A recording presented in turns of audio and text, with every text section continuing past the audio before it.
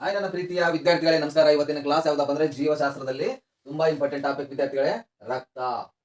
ಜೀವಶಾಸ್ತ್ರದ ಟಾಪಿಕ್ ಅಲ್ಲಿ ತುಂಬಾ ಇಂಪಾರ್ಟೆಂಟ್ ಟಾಪಿಕ್ ಆದ ರಕ್ತ ವಿದ್ಯಾರ್ಥಿಗಳು. ಈ ರಕ್ತವನ್ನು ಇಂಗ್ಲಿಷ್ ಅಲ್ಲಿ ಏನೆಂದು ಕರೀತೇವೆ ಅಂದ್ರೆ ಬ್ಲಡ್ ಎಂದು ಕರೀತೇವೆ.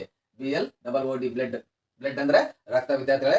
ಈ ರಕ್ತ ನಮ್ಮ ದೇಹಕ್ಕೆ ಆಮ್ಲಜನಕವನ್ನು ಒದಗಿಸುತ್ತದೆ. ಅದೇ ರೀತಿ CO2 ಕಾರ್ಬನ್ ಡೈಆಕ್ಸೈಡ್ ಮತ್ತು ಗ್ಲೂಕೋಸ್ ಅನ್ನು ಕೂಡ ತಯಾರು ಮಾಡಲು ಈ ರಕ್ತ ಸಹಾಯ ಮಾಡುತ್ತದೆ. ರಕ್ತ ಇದ್ದರೆ ಮಾತ್ರ ಮನುಷ್ಯ ಬದುಕುತ್ತಾನೆ ವಿದ್ಯಾರ್ಥಿಗಳೇ. ಅದೇ ರೀತಿ ರಕ್ತದ ಬಗ್ಗೆ ಅಧ್ಯಯನ ಮಾಡುವ ಶಾಸ್ತ್ರವನ್ನು ಏನೆಂದು ಕರೀತೇವೆ ಅಂದ್ರೆ ಹೆಮಟಾಲಜಿ ಮತ್ತು ಸಿರಾಲಜಿ ಎಂದು ಎರಡು ಹೆಸರುಗಳು ವಿದ್ಯಾರ್ಥಿಗಳ ವೈಜ್ಞಾನಿಕವಾಗಿ. ಅದೇ ರೀತಿ ಈ ಒಂದು ಕಾಂಪಿಟೇಟಿವ್ ಜಗತ್ತಿನಲ್ಲಿ ರಕ್ತದ ಬಗ್ಗೆ ಸಾಕಷ್ಟು ಬಾರಿ ಎಕ್ಸಾಮ್ ಅಲ್ಲಿ ರಿಪೀಟ್ ಆಗಿದೆ ವಿದ್ಯಾರ್ಥಿಗಳೇ. ದಯವಿಟ್ಟು ಕ್ಲಾಸ್ ಅನ್ನು ಚೆನ್ನಾಗಿ ಕೇಳಿ ನೋಟ್ಸ್ ಮಾಡ್ಕೊಳ್ಳಿ ವಿದ್ಯಾರ್ಥಿಗಳು. ತುಂಬಾ ಇಂಪಾರ್ಟೆಂಟ್ ಟಾಪಿಕ್ ವಿದ್ಯಾರ್ಥಿಗಳು. ಅನೇಕ ಬುಕ್ ರೆಫರ್ ಮಾಡಿ, ಅನೇಕ ಕ್ವಶನ್ ಪೇಪರ್ ರೆಫರ್ ಮಾಡಿ ಈ ಕ್ಲಾಸ್ ಮಾಡಕತ್ತೀನಿ ವಿದ್ಯಾರ್ಥಿ. ದಯವಿಟ್ಟು ಈ ಕ್ಲಾಸ್ ಅನ್ನು ಉಪಯೋಗ ಮಾಡಿಕೊಳ್ಳಿ ನನ್ನ ಪ್ರೀತಿಯ ವಿದ್ಯಾರ್ಥಿಗಳೇ. ಅದೇ ರೀತಿ ವಿದ್ಯಾರ್ಥಿಗಳೇ, ರಕ್ತದ ಬಗ್ಗೆ ಅಧ್ಯಯನ ಮಾಡುವ ಶಾಸ್ತ್ರವನ್ನು ಏನೆಂದು ಕರೀತೇವೆ ಅಂದ್ರೆ ಹೆಮಟಾಲಜಿ ಮತ್ತು ಸಿರಾಲಜಿ ಎಂದು ಕರೀತೇವೆ.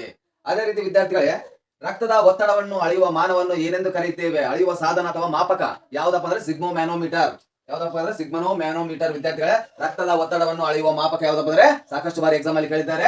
ರಕ್ತದ ಒತ್ತಡವನ್ನು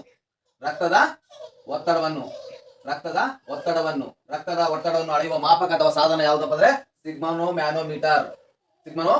ಡಾಕ್ಟರ್ಗಳು ನಮ್ಮ ಒಂದು ಕೈಗೆ ಪಟ್ಟಿಗಳನ್ನ ಹಾಕಿ ಪುಷ್ ಮಾಡ್ತಾರಲ್ಲ, ಅದೇ ಸಿಗ್ಮೋಮ್ಯಾನೋಮೀಟರ್. ನಮ್ಮ ಒಂದು ರಕ್ತದ ಒತ್ತಡ ಎಷ್ಟಿರಬೇಕಪ್ಪ ಅನ್ನೋದು ಈ ಒಂದು ಸಿಗ್ಮೋಮ್ಯಾನೋಮೀಟರ್ ತೋರಿಸುತ್ತದೆ. ಅದೇ ರೀತಿ ವಿದ್ಯಾರ್ಥಿಗಳೇ, ಸಾಕಷ್ಟು ಸಲ ಎಕ್ಸಾಮ್ ಅಲ್ಲಿ ಕ್ವಶನ್ ಆಗಿದೆ. ಅದೇ ರೀತಿ ಒಬ್ಬ ವಯಸ್ಕನ ದೇಹದಲ್ಲಿ, ಒಬ್ಬ ಮನುಷ್ಯನ ದೇಹದಲ್ಲಿ ಎಷ್ಟು ಲೀಟರ್ ರಕ್ತ ಇರಬೇಕಂದ್ರೆ 5 ಲೀಟರ್ 6 ಲೀಟರ್ ಇರಬೇಕು. ವಯಸ್ಕ ಮಾನವನ ಒಂದು ದೇಹದಲ್ಲಿ 5 ರಿಂದ 6 ಲೀಟರ್ ರಕ್ತವನ್ನು ಇರಬೇಕು. ಅದೇ ರೀತಿ ವಿದ್ಯಾರ್ಥಿಗಳೇ, ಪುರುಷರಲ್ಲಿ ಎಷ್ಟಪ್ಪ ಅಂದ್ರೆ 6 ಲೀಟರ್ ವಿದ್ಯಾರ್ಥಿಗಳು. ಸ್ತ್ರೀಯರಲ್ಲಿ ಎಷ್ಟಪ್ಪ ಅಂದ್ರೆ, ಮಹಿಳೆಯರಲ್ಲಿ ಎಷ್ಟಪ್ಪ ಅಂದ್ರೆ 5.5 litre.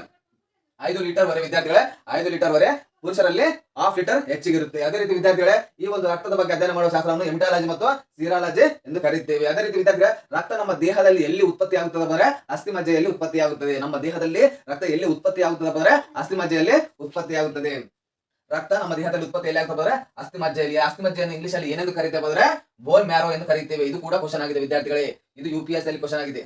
Union public service commission ಅಲ್ಲಿ ಕ್ವಶನ್ ಆಗಿದೆ. ರಕ್ತ ಎಲ್ಲಿ ಉತ್ಪತ್ತಿ ಆಗುತ್ತದಪ್ಪ ಅಂದ್ರೆ ಅಸ್ಥಿಮಜ್ಜೆಯಲ್ಲಿ ಉತ್ಪತ್ತಿ ಆಗುತ್ತೆ. ಅಸ್ಥಿಮಜ್ಜೆಯನ್ನು ಇಂಗ್ಲಿಷ್ ಅಲ್ಲಿ ಏನೆಂದು ಕರೀತೇವೆ ಅಂದ್ರೆ ಬೋನ್ ಮ್ಯಾರೋ ಎಂದು ಕರೀತೇವೆ. Bone marrow. ಈ ಒಂದು ಸಲ ಎಕ್ಸಾಮ್ ಅಲ್ಲಿ ಅಸ್ಥಿಮಜ್ಜೆ ಕೊಟ್ಟಿಲ್ಲ, ಬೋನ್ ಮ್ಯಾರೋ ಅಂತ ಕೊಟ್ಟಿದ್ದಾರೆ. ಅದೇ ರೀತಿ ಈ ಒಂದು ಪದಗಳನ್ನು ಇಂಗ್ಲಿಷ್ ಅಲ್ಲಿ ಕೂಡ ನಮಗೆ ಗೊತ್ತಿರಬೇಕು ವಿದ್ಯಾರ್ಥಿಗಳೇ. ಅದೇ ರೀತಿ ರಕ್ತ ನಮ್ಮ ದೇಹದಲ್ಲಿ ಎಲ್ಲಿ ನಾಶವಾಗುತ್ತದಪ್ಪ ಅಂದ್ರೆ ಗುಲ್ಮಾದಲ್ಲಿ. ಎಲ್ಲಿ ನಾಶವಾಗುತ್ತಪ್ಪ ಅಂದ್ರೆ ಗುಲ್ಮಾದಲ್ಲಿ. ಗುಲ್ಮಾನ್ನು ಇಂಗ್ಲಿಷ್ ಅಲ್ಲಿ ಏನೆಂದು ಕರೀತೇವೆ? ಸ್ಪೆಲ್ ಎಂದು ಕರೀತೇವೆ. ಅದೇ ರೀತಿ ವಿದ್ಯಾರ್ಥಿಗಳೇ, ರಕ್ತ ಎಲ್ಲಿ ನಾಶವಾಗುತ್ತಪ್ಪ ಅಂದ್ರೆ ಗುಲ್ಮಾದಲ್ಲಿ. ಇದು ಕೂಡ ಎಕ್ಸಾಮ್ ಅಲ್ಲಿ ಕೇಳಿದ್ದಾರೆ, KS ಎಕ್ಸಾಮ್ ಅಲ್ಲಿ ಕೇಳಿದ್ದಾರೆ ವಿದ್ಯಾರ್ಥಿಗಳೇ. ಅದೇ ರೀತಿ ರಕ್ತ ನಮ್ಮ ದೇಹದಲ್ಲಿ ಎಲ್ಲಿ ನಾಶವಾಗುತ್ತದಪ್ಪ ಅಂದ್ರೆ ಗುಲ್ಮಾದಲ್ಲಿ. ಎಲ್ಲಿ ಉಗಮವಾಗುತ್ತದೆ, ಉತ್ಪತ್ತಿ ಆಗುತ್ತದಪ್ಪ ಅಂದ್ರೆ ಅಸ್ಥಿಮಜ್ಜೆಯಲ್ಲಿ. ಅದೇ ರೀತಿ ಗುಲ್ಮವನ್ನು ಇಂಗ್ಲಿಷ್ ಅಲ್ಲಿ ಸ್ಪ್ಲೀನ್ ಎಂದು ಕರೀತೇವೆ. ಅದೇ ರೀತಿ ಇನ್ನೊಂದು ಕೂಡ ರಕ್ತ ನಮ್ಮ ದೇಹದಲ್ಲಿ ಗುಲ್ಮದಲ್ಲಿ ಮತ್ತು ಇನ್ನೊಂದು ಭಾಗದಲ್ಲಿ ಕೂಡ ನಾಶವಾಗುತ್ತೆ. ಎಲ್ಲಪ್ಪ ಅಂದ್ರೆ ಕ್ಯೂಪರ್ ಕೋಶ. ಈ ಕ್ಯೂಪರ್ ಕೋಶ ಎಲ್ಲಿ ಇರ್ತದೆ ಅಂದ್ರೆ ಯಕೃತದಲ್ಲಿ ಇರ್ತದೆ. ಯಕೃತ ಭಾಗ ಇದು. ಕ್ಯೂಪರ್ ಕೋಶ ಯಕೃತದಲ್ಲಿ ಇರುತ್ತೆ ವಿದ್ಯಾರ್ಥಿಗಳು. ಅದರಿಂದ ಅಲ್ಲಿ ಕೂಡ ಸ್ವಲ್ಪ ಮಟ್ಟಿಗೆ ನಾಶವಾಗುತ್ತದೆ ರಕ್ತ. ಅದೇ ರೀತಿ ವಿದ್ಯಾರ್ಥಿಗಳೇ, ರಕ್ತ ಎಲ್ಲಿ ನಾಶವಾಗುತ್ತದೆ ಅಂದ್ರೆ ಗುಲ್ಮದಲ್ಲಿ. ಯಾವ ರಕ್ತ ನಾಶವಾಗುತ್ತದೆ ಅಂದ್ರೆ RBC ವಿದ್ಯಾರ್ಥಿಗಳೇ. RBC ವಿದ್ಯಾರ್ಥಿಗಳೇ. RBC ಅನ್ನು ಕೆಂಪು ರಕ್ತ ಕಣಗಳು ಎಂದು ಕರೀತೇವೆ. ರೆಡ್ ಬ್ಲಡ್ ಸೆಲ್ಸ್ ವಿದ್ಯಾರ್ಥಿಗಳೇ. RBC ಅನ್ನು ರೆಡ್ ಬ್ಲಡ್ ಸೆಲ್ಸ್ ಎಂದು ಕರೀತೇವೆ. ಅದೇ ರೀತಿ RBC ಕೆಂಪು ರಕ್ತ ಕಣಗಳ ಜೀವಿತಾವಧಿ ಕೇಳಿದ್ದಾರೆ ವಿದ್ಯಾರ್ಥಿಗಳು. 100 ರಿಂದ 120 ದಿನಗಳು. 100 to 120 ಡೇಸ್.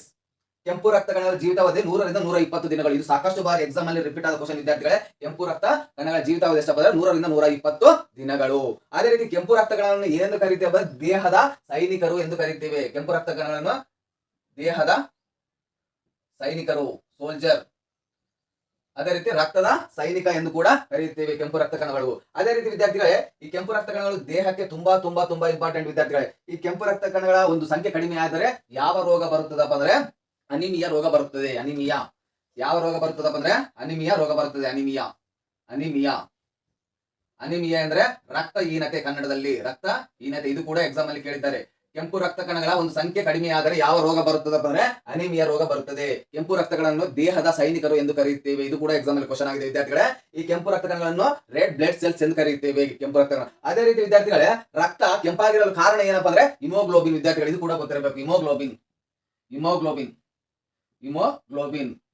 ರಕ್ತ ಕೆಂಪಾಗಿರಲು ಕಾರಣ ಏನಪ್ಪಾ ಅಂದ್ರೆ ಹಿಮೋಗ್ಲೋಬಿನ್. ಈ ಹಿಮೋಗ್ಲೋಬಿನ್ ಅಲ್ಲಿರುವ ಮೂಲ ವಸ್ತು ಯಾವ್ದಪ್ಪ ಅಂದ್ರೆ ಇದು ಕೂಡ ಕೇಳಿದ್ದಾರೆ. ಯಾವ್ದಪ್ಪ ಅಂದ್ರೆ ಕಬ್ಬಿಣ. ರಕ್ತದಲ್ಲಿರುವ ಮೂಲ ವಸ್ತು ಯಾವ್ದಪ್ಪ ಅಂದ್ರೆ ಕಬ್ಬಿಣವನ್ನು ರಾಸಾಯನಿಕ ಹೆಸರು ಏನಪ್ಪಾ ಅಂದ್ರೆ Fe ವಿದ್ಯಾರ್ಥಿಗಳ ಕಬ್ಬಿಣ. ಈ ಕಬ್ಬಿಣ ಇರೋದ್ರಿಂದ ರಕ್ತ ಕೆಂಪಾಗಿರೋ ಕಾರಣ. ಅದೇ ರೀತಿ ಆ ಕೆಂಪಾಗಿರೋ ಕಾರಣ ಹಿಮೋಗ್ಲೋಬಿನ್ ವಿದ್ಯಾರ್ಥಿ. ಹಿಮೋಗ್ಲೋಬಿನ್ ಅಲ್ಲಿರೋ ಮೂಲವಸ್ತು ಯಾವ್ದಪ್ಪ ಅಂದ್ರೆ Fe ಕಬ್ಬಿಣ ವಿದ್ಯಾರ್ಥಿಗಳೇ, ಐರನ್. ಅದೇ ರೀತಿ ವಿದ್ಯಾರ್ಥಿಗಳೇ ಈ ಒಂದು ವಿಲಿಯಂ ಹಾರ್ವೆ, ಈ ವಿಲಿಯಂ ಹಾರ್ವೆ ಯಾರಪ್ಪ ಅಂದ್ರೆ ರಕ್ತ ಪರಿಚಲನವನ್ನು ಕಂಡುಹಿಡಿದ ವಿಜ್ಞಾನಿ. ನಮ್ಮ ಒಂದು ರಕ್ತ ಯಾವ ರೀತಿ ಪರಿಚಲನ ಹೊಂದುತ್ತದೆ ಎನ್ನುವುದು ಕಂಡುಹಿಡಿದ ವಿಜ್ಞಾನಿ ಯಾರಪ್ಪ ಅಂದ್ರೆ ವಿಲಿಯಂ ಹಾರ್ವೆ. ವಿಲಿಯಂ ಹಾರ್ವೆ ವಿದ್ಯಾರ್ಥಿಗಳೇ ಇದು ತುಂಬಾ ಇಂಪಾರ್ಟೆಂಟ್ ವಿದ್ಯಾರ್ಥಿಗಳು. ಯಾಕಂದ್ರೆ ರಕ್ತ ಪರಿಚಲನವನ್ನು ಕಂಡುಹಿಡಿದ ವಿಜ್ಞಾನಿ ಯಾರಪ್ಪ ಅಂದ್ರೆ ವಿಲಿಯಂ ಹಾರ್ವೆ.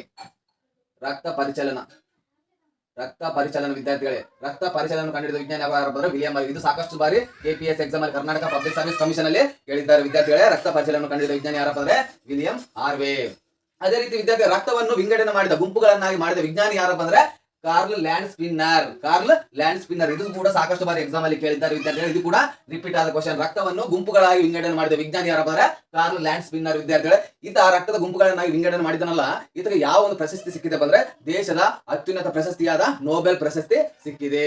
ಯಾವ್ದಪ್ಪ ಅಂದ್ರೆ ದೇಶದ ಇಡೀ ಪ್ರಪಂಚದ ಅತ್ಯುನ್ನತ ಪ್ರಶಸ್ತಿಯಾದ ನೊಬೆಲ್ ಪ್ರಶಸ್ತಿ ಸಿಕ್ಕಿದೆ. ಅದೇ ರೀತಿ ಭಾರತ ದೇಶದ ಅತ್ಯುನ್ನತ ಪ್ರಶಸ್ತಿ ಭಾರತ ರತ್ನ ವಿದ್ಯಾರ್ಥಿಗಳು. ಅದೇ ರೀತಿ ಪ್ರಪಂಚದ ಅತ್ಯುನ್ನತ ಪ್ರಶಸ್ತಿ ಯಾವ್ದಪ್ಪ ಅಂದ್ರೆ ನೊಬೆಲ್ ಪ್ರಶಸ್ತಿ ಇದಕ್ಕೆ ಸಿಕ್ಕಿದೆ ಕಾರ್ಲ್ ಲ್ಯಾಂಡ್ ಸ್ಪಿನ್ನರ್. ಯಾಕಪ್ಪ ಅಂದ್ರೆ ರಕ್ತವನ್ನು ಗುಂಪುಗಳಾಗಿ ವಿಂಗಡಣೆ ಮಾಡಿದ್ದಾರೆ. ಆ ಎಷ್ಟು ಗುಂಪುಗಳನ್ನಾಗಿ ಅಂದ್ರೆ 4 ಗುಂಪುಗಳಾಗಿ. 4 ಗುಂಪುಗಳು ಯಾವ್ದಪ್ಪ ಅಂದ್ರೆ 4 ಗುಂಪುಗಳು ಯಾವಪ್ಪ ಅಂದ್ರೆ ಚೆನ್ನಾಗಿ ನೋಡಿ ವಿದ್ಯಾರ್ಥಿಗಳೇ. 4 ಗುಂಪುಗಳು ಯಾವಪ್ಪ ಅಂದ್ರೆ 4 ಗುಂಪುಗಳು. ಒಂದು ಎ ಬಿ ಓ. ಈ 4 ಗುಂಪುಗಳನ್ನಾಗಿ ವಿಂಗಡಣೆ ಮಾಡಿದ ವಿಜ್ಞಾನಿ ಯಾರಪ್ಪ ಅಂದ್ರೆ ಕಾರ್ಲ್ ಲ್ಯಾಂಡ್ ಸ್ಪಿನ್ನರ್ ವಿದ್ಯಾರ್ಥಿಗಳು. ಆ ಗುಂಪುಗಳನ್ನಾಗಿ ವಿಂಗಡಣೆ ಮಾಡಿದ ವಿಜ್ಞಾನಿಗೆ ನೊಬೆಲ್ ಪ್ರಶಸ್ತಿ ಸಿಕ್ಕಿದೆ. ಅದೇ ರೀತಿ ಈ ಎಬಿಯನ್ನು ಏನಂತ ಕರೀತೇವೆ? ಸಾರ್ವತ್ರಿಕ ಸ್ವೀಕಾರಿ ಅಂದ್ರೆ ಯಾರ ರಕ್ತವನ್ನಾದರೂ ಇದು ಸ್ವೀಕರಿಸಬಹುದು ಎಬಿ. ಅದೇ ರೀತಿ ಸಾರ್ವತ್ರಿಕ ದಾನಿ ಯಾವ್ದಪ್ಪ ಅಂದ್ರೆ ಓ. ಈ ಓ ಎನ್ನುವ ಒಬ್ಬ ವ್ಯಕ್ತಿ ಯಾರಿಗಾದ್ರೂ ರಕ್ತ ಕೊಡಬಹುದು. ಅದೇ ರೀತಿ ಎಬಿ ಇರುವ ಮನುಷ್ಯ ಯಾರ ರಕ್ತ ಆದ್ರೂ ಸ್ವೀಕರಿಸಬಹುದು ವಿದ್ಯಾರ್ಥಿಗಳೇ. ಅದೇ ರೀತಿ ಕಾರ್ಲ್ ಲ್ಯಾಂಡ್ ಸ್ಪಿನ್ನರ್ ಈ ರೀತಿಯಾಗಿ ರಕ್ತವನ್ನು 4 ಗುಂಪುಗಳಾಗಿ ವಿಂಗಡಣೆ ಮಾಡಿದ್ದಾರೆ. ಅದೇ ರೀತಿ ವಿದ್ಯಾರ್ಥಿಗಳೇ ಸಾರ್ವತ್ರಿಕ ದಾನಿ ಯಾವ್ದಪ್ಪ ಅಂದ್ರೆ ಓ ವಿದ್ಯಾರ್ಥಿಗಳೇ. ಅದೇ ರೀತಿ ಸ್ವೀಕಾರ ಯಾವ್ದಪ್ಪ ಅಂದ್ರೆ ಎಬಿ ವಿದ್ಯಾರ್ಥಿಗಳೇ. ಅದೇ ರೀತಿ ರಕ್ತ ಆಮ್ಲನ ಪ್ರತ್ಯಾಮ್ಲನ ಎನ್ನುವುದು ಕ್ವಶನ್ ಆಗಿದೆ ವಿದ್ಯಾರ್ಥಿ. ರಕ್ತ ಡ್ಯಾಶ್ ಯಾವ್ದಪ್ಪ ಅಂದ್ರೆ ರಕ್ತ ಒಂದು ಪ್ರತ್ಯಾಮ್ಲ. ಯಾವ ರೀತಿ ಪ್ರತ್ಯಾಮ್ಲಪ್ಪ ಅಂದ್ರೆ ಅದೊಂದು ದುರ್ಬಲ ಪ್ರತ್ಯಾಮ್ಲ ಎಂದು ಕೇಳಿದ್ದಾರೆ. ದುರ್ಬಲ ಪ್ರತ್ಯಾಮ್ಲ, ರಕ್ತ ಒಂದು ಪ್ರತ್ಯಾಮ್ಲ ವಿದ್ಯಾರ್ಥಿಗಳೇ. ಅದರಲ್ಲಿ ದುರ್ಬಲ ಪ್ರತ್ಯಾಮ್ಲ ಇದು ಕೂಡ ಎಕ್ಸಾಮ್ ಅಲ್ಲಿ ಕೇಳಿದ್ದಾರೆ, UPSC ಎಕ್ಸಾಮ್ ಅಲ್ಲಿ ಕೇಳಿದ್ದಾರೆ. ಅದೇ ರೀತಿ ರಕ್ತದ pH ಮೌಲ್ಯ ಕೇಳಿದ್ದಾರೆ ವಿದ್ಯಾರ್ಥಿಗಳು. ತುಂಬಾ ಇಂಪಾರ್ಟೆಂಟ್ ಪಾಯಿಂಟ್ ಇದು. ರಕ್ತದ pH ಮೌಲ್ಯ ಎಷ್ಟಪ್ಪ ಅಂದ್ರೆ 7.4. pH ಅಂದ್ರೆ ಏನಪ್ಪ ಅಂದ್ರೆ ಪವರ್ ಹೈಡ್ರೋಜನ್ ವಿದ್ಯಾರ್ಥಿಗಳ pH ಅಂದ್ರೆ ಪವರ್ ಹೈಡ್ರೋಜನ್. ಇದು ಕೂಡ ಗೊತ್ತಿರಬೇಕು. ಅದೇ ರೀತಿ ರಕ್ತದ ಒಂದು pH ಮೌಲ್ಯ 7.4. ಇದು ಕೂಡ ಎಕ್ಸಾಮ್ ಅಲ್ಲಿ ಕೇಳಿದ್ದಾರೆ. ಪೊಲೀಸ್ ಕಾನ್ಸ್ಟೇಬಲ್ ಅಲ್ಲಿ ಸಾಕಷ್ಟು ಬಾರಿ ಕೇಳಿದ್ದಾರೆ. ಅದೇ ರೀತಿ SSC ಅಲ್ಲಿ ಸ್ಟಾಫ್ ಸೆಲೆಕ್ಷನ್ ಕಮಿಟಿಯಲ್ಲಿ ಕೂಡ ಕೇಳಿದ್ದಾರೆ. ಇವೆಲ್ಲ ಪಾಯಿಂಟ್ಸ್ ತುಂಬಾ ಇಂಪಾರ್ಟೆಂಟ್ ವಿದ್ಯಾರ್ಥಿಗಳೇ. ಪ್ರತಿಯೊಂದು ಎಕ್ಸಾಮ್ ಅಲ್ಲಿ ರಿಪೀಟ್ ಆದ ಕ್ವಶನ್ಗಳು ಮುಂದೆ ಬರುವ ಯಾವುದೇ ಒಂದು ಕಾಂಪಿಟೇಟಿವ್ ಎಕ್ಸಾಮ್ ಅಲ್ಲಿ ಒಂದು ಕ್ವಶನ್ ಆದ್ರೂ ಈ ಒಂದು ಕ್ಲಾಸ್ ಅಲ್ಲಿ ಬಂದೇ ಬರುತ್ತೆ ವಿದ್ಯಾರ್ಥಿ. ದಯವಿಟ್ಟು ಚೆನ್ನಾಗಿ ಕೇಳಿ ನನ್ನ ಪ್ರೀತಿಯ ವಿದ್ಯಾರ್ಥಿಗಳೇ. ರಕ್ತ ಇಂಗ್ಲಿಷ್ ಅಲ್ಲಿ ಬ್ಲಡ್ ಎಂದು ಕರೀತಾರೆ. ಅದೇ ರೀತಿ ರಕ್ತದ ಒತ್ತಡವನ್ನು ಮ್ಯಾನೋಮೀಟರ್ ಇಂದ ರಕ್ತದ ಒತ್ತಡವನ್ನು ಅಳೆಯುತ್ತೇವೆ. ಅದೇ ರೀತಿ ಒಬ್ಬ ವಯಸ್ಕ ಮಾನವನ ಒಂದು ದೇಹದಲ್ಲಿ ಎಷ್ಟು ರಕ್ತದ ಪ್ರಮಾಣ ಇರ್ತದೆ ಅಂದ್ರೆ 5 ರಿಂದ 6 ಲೀಟರ್ ರಕ್ತ ಇರುತ್ತೆ. ಅದೇ ರೀತಿ ಸ್ತ್ರೀಯರಲ್ಲಿ 5.5 ಲೀಟರ್ ಇರುತ್ತೆ. ಅದೇ ರೀತಿ ಪುರುಷರಲ್ಲಿ 6 ಲೀಟರ್ ಇರುತ್ತೆ. ಅದೇ ರೀತಿ ವಿದ್ಯಾರ್ಥಿಗಳೇ ರಕ್ತದ ಅಧ್ಯಯನವನ್ನು ಹೆಮಟಾಲಜಿ ಅಥವಾ ಸಿರಾಲಜಿ ಎಂದು ಕರೀತೇವೆ. 2 ಹೆಸರಿನಿಂದ ಕರೀತೇವೆ. ಅದೇ ರೀತಿ ವಿದ್ಯಾರ್ಥಿಗಳೇ ರಕ್ತದ ಉತ್ಪತ್ತಿ ಯಾವ ಒಂದು ಬಾಡಿಯ ಒಂದು ದೇಹದಲ್ಲಿ ಎಲ್ಲಿ ಆಗ್ತದೆ ಅಂದ್ರೆ ಅಸ್ಥಿಮಜ್ಜೆಯನ್ನು ಬೋನ್ ಮ್ಯಾರೋ ಎಂದು ಕರೀತೇವೆ. ಅದೇ ರೀತಿ ರಕ್ತದ ನಾಶ ಎಲ್ಲಿ ಆಗ್ತದೆ ದೇಹದಲ್ಲಿ ಅಂದ್ರೆ ಗುಲ್ಮದಲ್ಲಿ. ಅದೇ ರೀತಿ ವಿದ್ಯಾರ್ಥಿ ಕೆಂಪು ರಕ್ತ ಕಣಗಳ ಜೀವಿತಾವಧಿ 100 ರಿಂದ 120 ದಿನಗಳು. RBC ರೆಡ್ ಬ್ಲಡ್ ಸೆಲ್ಸ್ ಎಂದು ಕರೀತೇವೆ. ದೇಹದ ಸೈನಿಕರು ಎಂದು ಕರೀತೇವೆ RBC ಅನ್ನು. ಅದೇ ರೀತಿ ವಿದ್ಯಾರ್ಥಿ ಇನ್ನೊಂದು ಪಾಯಿಂಟ್ ಮಿಸ್ ಆಗಿದೆ ವಿದ್ಯಾರ್ಥಿಗಳೇ. WBC ಅಂದ್ರೆ ವೈಟ್ ಬ್ಲಡ್ ಸೆಲ್ಸ್. ಈ ಒಂದು WBC ಹೆಚ್ಚಾದ್ರೆ ಯಾವ ರೋಗ ಬರ್ತವೆ? ಲುಕೋಮಿಯಾ ವಿದ್ಯಾರ್ಥಿಗಳೇ. ಇದು ಕೂಡ ಎಕ್ಸಾಮ್ ಅಲ್ಲಿ ಕೇಳ್ತಾರೆ. ಲುಕೋಮಿಯಾ ವಿದ್ಯಾರ್ಥಿಗಳೇ. ಈ ಲುಕೋಮಿಯಾ ಅಂದ್ರೆ ರಕ್ತದ ಕ್ಯಾನ್ಸರ್ ಎಂದು ಅರ್ಥ ಕನ್ನಡದಲ್ಲಿ. ರಕ್ತದ ಕ್ಯಾನ್ಸರ್ ಬರುವ ಚಾನ್ಸ್ ಹೆಚ್ಚಾಗುತ್ತದೆ WBC ಕಣಗಳು ಹೆಚ್ಚಾದರೆ. ಅದೇ ರೀತಿ ವಿದ್ಯಾರ್ಥಿಗಳೇ ಈ WBC ಒಂದು ಜೀವಿತಾವಧಿ ಎಷ್ಟಪ್ಪ ಅಂದ್ರೆ ರಕ್ತ ಕಣಗಳ ಜೀವಿತಾವಧಿ WBC ರಕ್ತ ಕಣಗಳ ಜೀವಿತಾವಧಿ ಎಷ್ಟಪ್ಪ ಅಂದ್ರೆ 9 ರಿಂದ 14 ದಿನಗಳು.